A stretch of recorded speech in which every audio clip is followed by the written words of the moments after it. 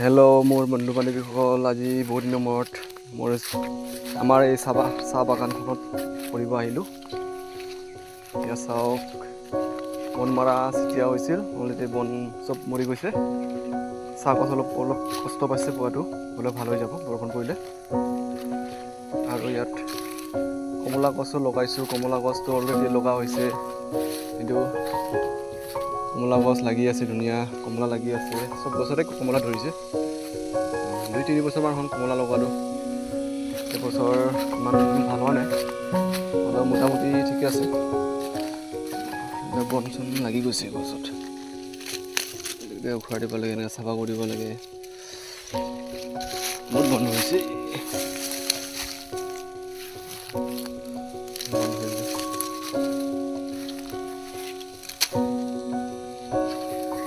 আৰু চাহপাত তুলিব হোৱা নাই, আৰু এসপ্তাহমান হোৱাৰ পিছততো তুলিব হৈ যাব।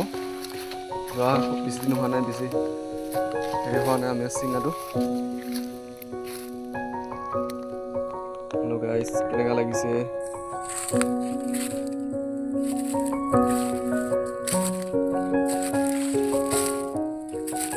মোটামুটি চব গছতে লাগিছে কমলা গছটো। যোৱা বছৰতকৈ লাগিছে লগাটো, অলপ পাতলাকৈ লাগিছে, কমকৈ লাগিছে। চব গছতে আছে লগাটো, ডাল ভৰি ভৰি ইয়াত অলপ বেছিকৈ লাগিছে।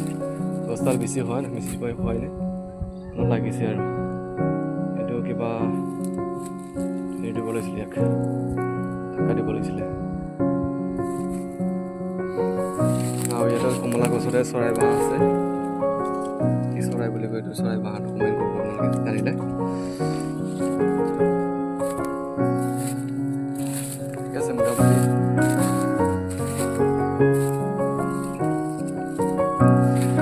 বন্ধুসকল, কেনেকুৱা লাগিছে বাগানখন?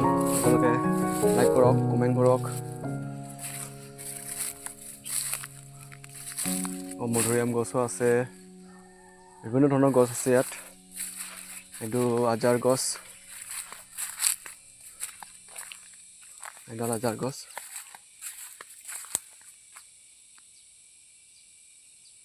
ফুলিলে ধুনীয়া দেখিব। এতিয়া ফুলাৰ ছিজন হোৱা নাই বৰ্তমান।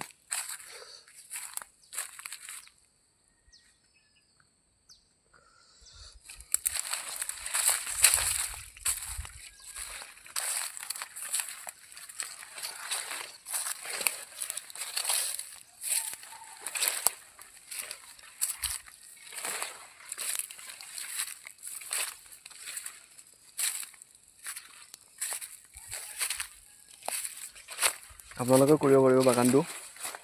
প্ৰায় 2 হেক্টৰ 1 হেক্টৰ 20 বিঘামান হ'লে হৈ যায় ধুনীয়াকৈ এটা বাগান, স্মল বাগান, ক্ষুদ্ৰ বাগান, ক্ষুদ্ৰ চাহ বাগিচা। আপোনালোকে খোলং বুলি যদি ভাবে খুলিব পাৰে, কিন্তু প্ৰথমত অলপ কষ্ট হ'ব। লাহে লাহে ঠিক হৈ যাব চব, ইনকামটো লাহে লাহে হৈ যাব। 3-4 বছৰ পিছত ইনকাম পোৱা যাব। এইফালেও আছে, বন মৰিছে চব, জংঘল হৈ গৈছে বহুত চাৰিওফালে। গাইজ, কেনেকুৱা লাগিছে কমেণ্ট কৰিব।